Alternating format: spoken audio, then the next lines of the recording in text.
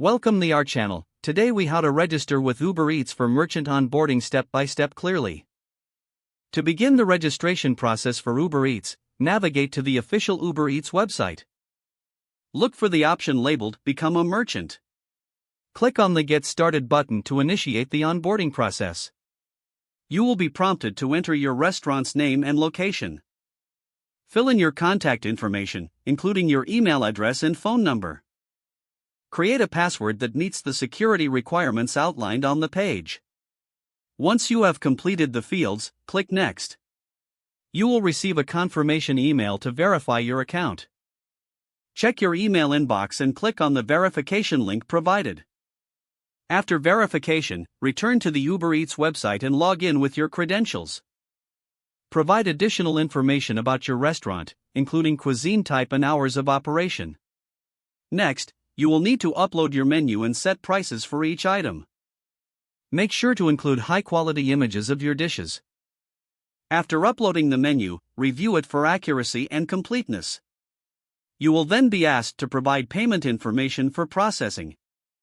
Enter your bank account details for secure transactions.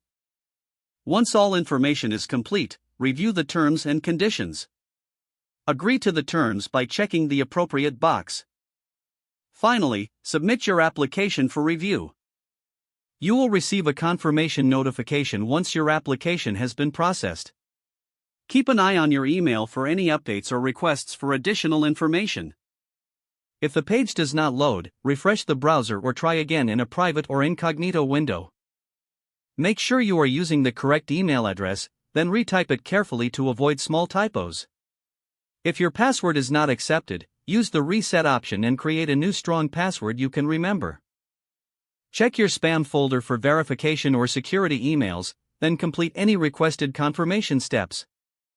Enable two-factor authentication if available to improve account security and reduce unauthorized access risk.